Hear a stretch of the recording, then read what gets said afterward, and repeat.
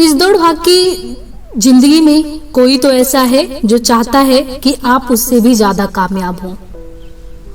आप उसके साथ होते हैं, उसकी उंगली थामे तो बड़े बेफिक्र, बेपरवाह, बेखौफ होकर चलते हैं। आखिर कौन है वो है पिता। आज आपके बीच ज्ञान रंजन जी द्वारा रचित कहानी पिता लेकर प्रस्तुत हूं। ये कहानी है पुरानी और नई पीढ़ियों की सोच में आए बदलाव, साथ ही जो पिता और पुत्र के बीच भावात्मक रूप से लगाव जो होता है, हालांकि एक दूसरे को पूर्ण रूप से समर्थन नहीं होता बात में, लेकिन एक प्रेम की मिठास जो होती है वो अलग ही प्रकार की होती है। इसमें दिखाया गया है कि ज्ञान रंजन जी ने कितनी सूक्ष्मता के साथ पिता पुत्र के संबंधों की वास्तविक पहलुओं को उजागर किया है। कहानी की शुरुआत होती है पिता और पुत्र के नोकझोंक से। उसने अपने बिस्तर का अंदाज लेने के लिए मात्र आध पल को बिजली जलाई। बिस्तर फर्श पे बिछे हुए थे। उनकी स्त्री ने सोते सोते ही बड़बड़ाया, आ गए, और बच्चे की तरफ करवट लेकर चुप हो गई। लेट जाने पर उसे एक बड़ी डकार आती मालूम पड़ी, लेकिन उसने डकार नहीं ली। उसे लगा कि ऐसा करने से उस चुप्पी में खलल पड़ जाएगा जो चारों तरफ भरी है, और काफी रात गए ऐसा होना उचित नहीं है। अभी घनश्याम नगर के मकानों के लंबे सिलसिलों के किनारों किनारों सवारी गाड़ी धड़धड़ाती हुई गुजरी। थोड़ी दूर तक एक बहुत सांप भागता हुआ सो आता रहा। सर्दियों में जब यह गाड़ी गुजरती है तब लोग एक प्रहर के खास नींद ले चुके होते हैं। गर्मी में 11:30 का कोई विशेष मतलब यहाँ नहीं होता। ये उसके घर में सभी जल्दी सोया करते, जल्दी खाया और जल्दी उठा करते। आज बेहद गर्मी है। रास्ते भर उसे जितने लोग मिले उन सब ने उससे गर्म और बेचैन कर देने वाले मौसम की ही बात की। कपड़ों की फजीहत हो गई, बदहवासी, चिपचिपाहट और थकान है। अभी जब सवारी गाड़ी शोर करते हुए गुजरी तो उसे ऐसा मालूम लगता है कि नींद लगते लगते टूट गई हो, जैसा जाड़ों में प्राय लगता है। बल्कि यूं लगा कि अगर सोने की चेष्टा शुरू नहीं की गई तो सचमुच देर हो जाएगी। उसने जमाई ली।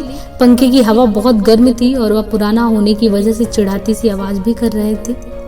उसको लगा दूसरे कमरों में भी लोग शायद उसकी ही तरह जमाइयां ले रहे होंगे, लेकिन दूसरे कमरों के पंखे पुराने नहीं हैं। उसने सोचना बंद करके अन्य कमरों की आहट लेनी चाहिए। उसे कोई बहुत मासूम सी ध्वनि भी 1-1.5 मिनट तक नहीं सुनाई दी, जो सन्नाटे में काफी तेज होकर आ सकती हो। तभी पिता की चारपाई बाहर चरमराई। वह किसी आहट से उठे होंगे। उन्होंने डॉक्टर उस बिल्ली का रोना चुप कराया जो शुरू हो गया था। बिल्ली थोड़ी देर चुप रहकर फिर रोने लगी। अब पिता ने डंडे को गज पर कई बार पटका और उस दिशा की तरफ खदेड़ने वाले ढंग से दौड़े जिधर से रोना आ रहा था, और हट हट करके वो चिल्लाए। जब वह घूम फिर कर लौट रहे थे तो पिता अपने बिस्तर बाहर लगाकर बैठे थे। कनखी से उसने उन्हें अपने गंजी से पीठ का पसीना रगड़ते हुए देखा और बसता हुआ घर के अंदर दाखिल हो गया। उसे लगा कि पिता को गर्मी की वजह से नींद नहीं आ रही है, लेकिन उसे इस स्थिति से रोष हुआ कि सब लोग पिता से अंदर पंखे के नीचे सोने के लिए कहा करते हैं, पर वह जरा भी नहीं सुनते। हमें क्या, भोगे कष्ट। कुछ देर पड़े रहने के बाद वह उठा और उसने उत्सुकतावश खिड़की से झांका। सड़क की बत्ती छाती पर है। गर्मियों में यह बेहद अखड़ जाता है। पिता ने कई बार करवटें बदली, फिर शायद चैन की उम्मीद में पार्टी पर बैठ पंखा जलने लगे। पंखे की डंडी से पीठ का वह हिस्सा खुजाते हैं जहां हाथ की उंगलियां दिक्कत से पहुंचती हैं। आकाश और दरख्तों की तरफ देखते हैं। रिलीफ पाने की कोशिश, बहुत हल्की उम्मीद में शिकायत उगलते हैं। बड़ी भयंकर गर्मी है, एक पत्ता भी नहीं डोलता। उनका यह वाक्य जो नितांत व्यर्थ है, अभी अभी बीते क्षण में डूब गया। गर्मी बरकरार है और रहेगी, क्योंकि ये जाड़े बरसात का तो मौसम है नहीं।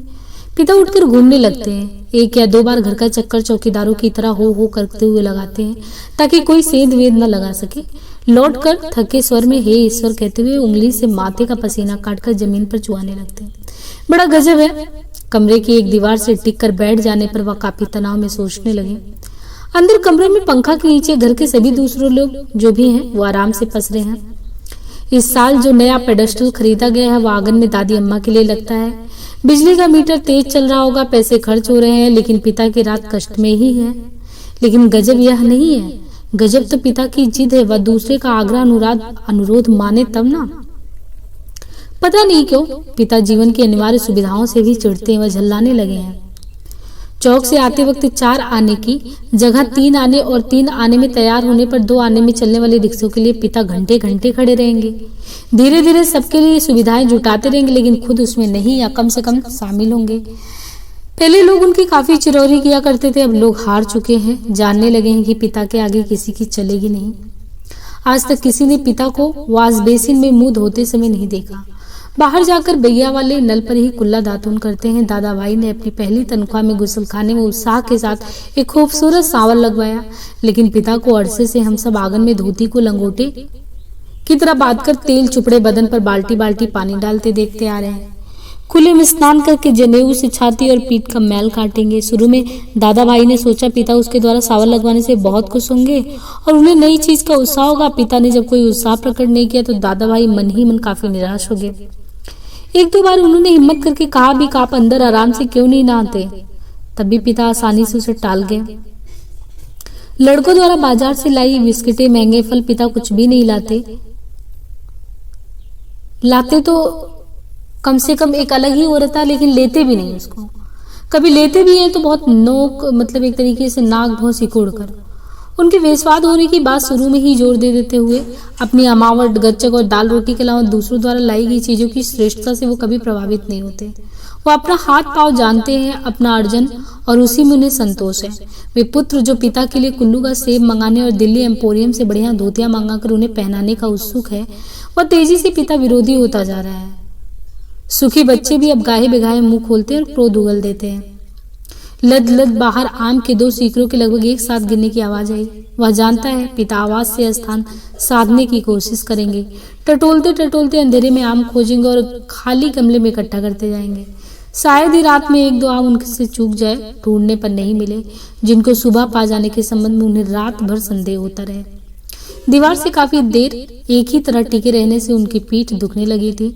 नीचे रीढ़ के कमरे वाले हिस्से में रक्त की चेतना बहुत कम हो गई। उसने मुद्रा बदली। बाहर पिता ने फाटक खोलकर सड़क पर लड़ते चिचियाते कुत्तों को अड़काया। उसे यहाँ बहुत खींच हुई। कई बार कहा, मोहल्ले में हम लोगों का सम्मान है, 4 भले लोग आया जाया करते हैं, आपको अंदर सोना चाहिए, ढंग के कपड़े पहनने चाहिए और चौकीदार की तरह रात को पहरा देना बहुत ही भद्दा लगता है। लेकिन पिता की आड़ में कभी कोई झोल नहीं आता। उल्टा सीधा पता नहीं कहाँ किस दर्जी से कुर्ता कमीज सिलवा लेते हैं। टेढ़ी जेब, सदरी के बटन ऊपर नीचे लगा, सभा सोसाइटी में चले जाएंगे। घर भर का बुरा लगता है। लोगों के बोलने पर पिता कह देते, आप लोग जाइए ना भाई, कॉफी हाउस में बैठिए, छोटी वैनिटी के लिए वेरों को टिप दीजिए, रहमान के यहाँ 1.5 रुपए वाला बाल कटाइए, मुझे क्यों घसीटते हैं?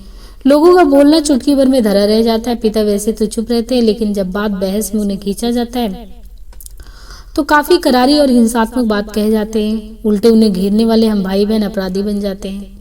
कमरे से पहले एक भाई खिसकेगा, फिर दूसरा, फिर बहन और फिर तीसरा। चुपचाप सब खींचे हारे खिसकते रहेंगे। अंदर फिर माँ जाएंगी और पिता, विजयी पिता कमरे में गीता पढ़ने लगेंगे या झूला लेकर बाजार सौदा चले जाएंगे। होता हमेशा यही है। संबंध में तय करते हैं आगे से पिता को नहीं घेरेंगे, लेकिन थोड़ा समय गुजरने के बाद फिर लोगों का मन पिता के लिए उमड़ने लगता है। लोग मौका ढूंढने लगते हैं पिता को किसी प्रकार अपने साथ सुविधाओं में थोड़ा बहुत शामिल कर ले, पर ऐसा नहीं हो पाता। वह सोचने लगा, भूख के सामने खाते समय होने की व्यथा सरीकी किसी स्थिति में हम रहा करते, यदि भी अपना खाना हम कभी स्थगित नहीं करते, फिर भी पिता की असंतृप्ति का कारण व्याकुल और अधीर तो है ही। पिता अद्भुत और विचित्र है, वह सोचते हुए उठा। कमरे में घूमने या सिगरेट पी सकने की सुविधा नहीं थी, अन्यथा वो ऐसा ही करता। उसने सो जाने की इच्छा की और अपने को असहाय पाया। शायद नींद नहीं आ सकेगी, यह ख्याल उसे घबराने लगा। पिता अद्भुत और विचित्र है, यह बात वह भूल नहीं रहा था। पिछले जाड़ों में वो अपने लोगों को कुचलकर बामुश्किल एक कोट का बेहतरीन कपड़ा पिता के लिए लाया। पहले तो उसे लेने को तैयार नहीं हुए, लेकिन माँ के काफी घुड़कने फुड़कने से राजी हो गए और उसी खुलदाबाद की किसी लपटू दर्जी के यहाँ सिलाने चले गए। सुधीर ने कहा, कपड़ा कीमती है, चलिए एक अच्छी जगह में आपका नाप दिलवा दूं और ठीक सिएगा, मेरा परिचित भी है। इस बात पर पिता ने काफी हिकारत उंगली। वह चिढ़ उठे, मैं सबको जानता हूँ, वही म्युनिसिपल मार्केट के छोटे मोटे दर्जियों से काम कराते और अपना लेबल लगा लेते। साहब लोग, मैंने कलकत्ते के हॉल एंडरसन के सिले कोट पहने हैं। अपने जमाने में जिनके यहाँ अच्छे खासे यूरोपियन लोग कपड़े सिलवाते थे। ये फैशन वैशन जिसके आगे आप लोग चक्कर लगाया करते हैं, उसके आगे पांव की धूल है। मुझे व्यर्थ पैसा नहीं खर्च करना। कितना परस्पर विरोधी तर्क किया पिता ने। ऐसा वो अपनी जिद को सर्वोपरि रखने के लिए क्या करते। फिर सुधीर ने भी कपड़ा छोड़ दिया। जहां चाहिए सिलवाइए या भाड़ में झोंकाइए, हमें क्या। वो धीमे धीमे बुदबुदाया। अब पिता बाहर आकर अकबकाकर उठ पड़े। शायद थोड़ी देर पहले जो आम बगीचे में गिरा था उसकी आवाज जैसे अब सुनाई पड़ी हो। वो खिड़की के बाहर देखने लगा। किंचित टिका टिका सा, पीठ के पसीने से बनियाइन चिपक गई थी। बेद घुटती हुई गर्मी मन का मथा था। बीवी पड़ी आराम से सो रही है, उन्हें कुछ नहीं पता।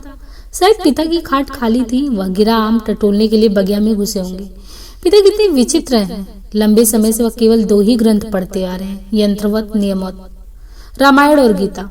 लंबे 35 वर्षों तक अखंड केवल रामायण और गीता। उनके पहले युवा काल में जो कुछ जितना कुछ पढ़ा हो उन्होंने, उसे कभी भयावह, कभी सम्मानजनक और कभी झूठा लगता।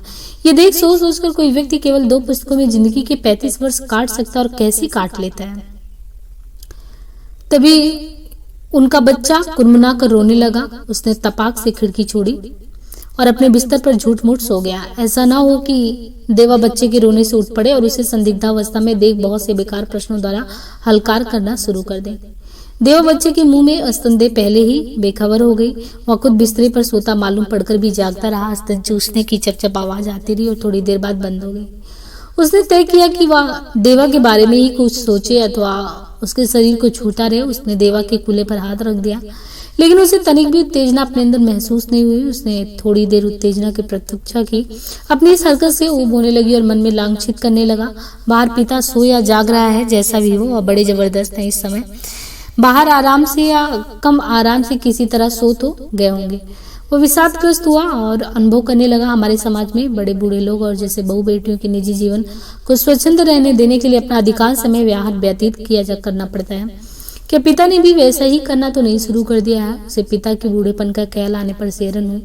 फिर उसने दृढ़ता से सोचा, पिता भी बूढ़े नहीं हुए, उन्हें प्रतिक्षण हमारे साथ साथ जीवित रहना चाहिए। भरसक पुरानी जीवन व्यवस्था कितनी कठोर थी। उसके मस्तिष्क में एक बिछाव आ गया। विषाद सर्वोपरि था। उसे आंखों में हल्का जलने लगा। अगर कोई शीत युद्ध ना हो पिता और पुत्रों के बीच तो वह उन्हें जबरन खींच के नीचे लाकर सुला देता, लेकिन उसे लगा कि उसका युवापन एक प्रतिष्ठा की जिद कहीं चुराए बैठा है। वो इस प्रतिष्ठा के आगे कभी बहुत मजबूर कभी कमजोर हो जाता और उसे भुगत भी रहा है। तुम हमारा निषेध करते हो, तुम ढोंगी हो, अहंकारी, ब्रज अहंकारी, मतलब कि वज्र अहंकारी हो। क्योंकि झल्ला जाता था पुत्र, पिता मानते ही नहीं था एक भी बात, और पिता उनके सुविधा के लिए नहीं मानते। वो अनुभव करता था कि उसके सामने जिंदगी पड़ी और पिता इस तरह चिल्लाने में उसका नुकसान हो सकता है। उसको लगा पिता लगातार विजयी हैं, कठोर हैं, तो क्या उन्होंने पुत्रों के सामने अपने को कभी पसारा नहीं। लगता है दीवारों पर भी पसीना चुचुहा आया है। खुद को छुरा भोग देने या दीवार पर सिर पटकने या सोती बीवी के साथ पासविक हो जाने का ढोंग सोचने के बाद भी गर्मी की बेचैनी नहीं कटी। उसने ईश्वर को बुदबुदाना चाहा, लेकिन वैसा नहीं किया। केवल हल्के हल्के हाथों के पंजों से सिर के बालों को दबोच कर वह रह गया। मौसम की गर्मी से कहीं अधिक प्रबल पिता है। उसके सामने एक घटना मजबूती से टंग गई। उसने घटना को मन में दोहराया। वायुसेना में नौकरी करने वाला उसका कप्तान भाई बहन के यूनिवर्सिटी के खर्चे के लिए 10 वर्षों तक 50 रुपए महीने भेजता रहा था। एक बार अकस्मात कप्तान भाई होली अवकाश मनाने घर आ गया। पिता ने उसके हाथ में उसके नाम की 1200 रुपए वाली एक पासबुक थमा दी। सबको ये बड़ा आकस्मिक लगा। कप्तान भाई को हैरत हुई और हल्की खुशी भी कि एकाएक काफी रुपए मिल गए, लेकिन उसे इस बात से दुख भी और पराजय का भान भी होता है। उसने अपने को छोटा महसूस किया। 2 वर्ष तक बहन के लिए उसने जो थोड़ा बहुत किया वह सब एक पल में घटकर नगण्य हो गया। फिर भी वह अनुभव कर रहा था, कप्तान भाई ज्यादा सोचते नहीं है, खिलाड़ी तबीयत के हैं, यान की तरह चुटकी में धरती छोड़ देते हैं। कितने मस्त हैं कप्तान भाई। उसे लगा पिता एक बुलंद भीमकाय दरवाजे की तरह खड़े, उसे टकटका कर हम सब निहायत पिद्दी और दयनीय होते जा रहे हैं। इस घटना को याद करके और पिता के प्रति खिन्न हो जाने पर भी उसने चाहा कि वह खिड़की से पिता को अंदर आकर सो जाने के लिए आग्रह करे, लेकिन वह ऐसा नहीं कर पाया। वह असंतोष और सहानुभूति दोनों के बीच असंतुलित भटकता रहा। न लोको सिर से उड़ती इंजनों की संटिंग ध्वनि, न कंक्रीट की ग्रैंड टैंक पर से होकर आती धूमनगंज की ओर इक्के दुक्के लौटते इक्को की घोड़ों की टापे, न झगड़ते कुत्तों की भौंक। कहीं उल्लू एक गत एक वजन और विभत्सा में बोल रहा था। रात्रि में शहर का आभास कुछ पलों के लिए मर सा गया। उसको उम्मीद हुई कि किसी भी समय दूर या पास से कोई आवाज अकस्मात उड़ जाएगी, घड़ी टनटना जाएगी या किसी दौड़ती हुई ट्रक का लंबा हान बज उठेगा और शहर का मरा हुआ आभास पुनः जीवित हो जाएगा। पूरा शहर कभी नहीं सोता या मरता, बहुत से सोते हुए जान पड़ने वाले भी संक्षिप्त ध्वनियों के साथ लगभग ध्वनिहीनता के भी जगे होते हैं। रात काफी बीत चुकी है और इस समय यह सब सोचने के सिवाय अगर देखा जाए ये सब कितना निरर्थक है। शायद पिता औध गए हैं। करवट बदलने से उत्पन्न होने वाली खाट की चरमराहट, आम टटोलते समय सूखी अधपुकी पत्तियों के कुचलने की आवाज, लाठी की पटक, मकान के फेरे के वक्त की खास खसार, कुत्ते बिल्लियों का हड़काना, कुछ सुन नहीं पड़ रहा था। इस विचार से कि पिता सो गए होंगे उसे परम शांति मिली होगी और लगा होगा कि वह भी सो सकेगा। शीघ्र नींद के लिए उसने टकटकी बांधकर पंखे की तरफ देखना शुरू किया। गर्म हवा के बावजूद दिन भर की व्यर्थ थकान और सोच विचार से परास्त हो जाने की वजह से वह नींद में चित्त हो गया। थोड़े समय उपरांत वह एक कर उचक कर उठ बैठा। उसने चारों तरफ कुछ देख पाने के लिए कुछ क्षणों तक गड़े हुए अंधेरे को घूरा। हुआ है कि उसे शरीर में एकाएक बहुत गर्मी सी लगी थी और अजीब सी सरपराहट। शायद पसीने से भींगी टांग पत्नी के बदन से छू गई थी। मुंह में बड़ा सा स्वाद भर आया था। किसी बुरी बीमारी के कारण अक्सर ऐसा ही हो जाया करता है। उठकर उसने 2-3 कुल्ले किए और ढेर सारा पानी पिया। इतना सब कुछ हुआ अधनीद में ही करता रहा। आगर से पानी पीकर लौटते समय उसने इत्मीनान के लिए खिड़की के बाहर देखा। अब तक नींद जो थोड़ी बहुत थी काफुर हो गई। पिता सो नहीं गए अथवा कुछ सोकर पुनः जग गए। ऐसा उन्होंने कोई दबका नहीं किया। रात के लिहाज से काफी शोर उठाते कहा है। शायद उन्हें इत्मीनान है कि घर में सभी लोग निश्चित रूप से सो रहे होंगे। पिता ने अपना बिस्तरा गोल मोड़कर खाट के एक सिरे पर कर लिया और वहीं सुराही से प्याले में पानी ले लेकर अपनी खटिया की बांध तर कर रहे हैं। सुराही से खाट तक और खाट से सुराही तक बार बार आते जाते हैं। बहुत बार ऐसा करने पर खाट का बात तर हुआ। इसके बाद उन्होंने पानी पिया और पुनः एक बड़ी आवाजदार जमाई के साथ लिपटे हुए बिस्तर का सिरहाना बना निकरी खटिया पर लेट गए। तड़का होने में पता नहीं कितनी देर थी। थोड़ी देर बाद पंखा जमीन पर गिराकर उनका दायां हाथ खटिया की पाटी से झूलने लगा। चारों तरफ धूमिल चांदनी फैलने लगी। सुबह जो दूर है कि भ्रम में पश्चिम से पूर्व की ओर कौवे कांव कांव करते उड़े। वह खिड़की से हटकर बिस्तरे पर आया। अंदर हवा वैसे ही लू की तरह गर्म है। दूसरे कमरे स्तब्ध हैं। पता नहीं बाहर भी उमस और बेचैनी होगी। वह जागते हुए सोचने लगा, पिता निश्चित रूप से सो गए हैं शायद। एक तरीके से देखिए, जब बच्चा जो है एक तरीके से पुत्र जो है समृद्ध है तो वो चाहता है कि पिता को सब कुछ दे दे। कहानी में कहीं भी आप नहीं देखेंगे कि पिता पुत्र में कोई खटास है संबंधों में।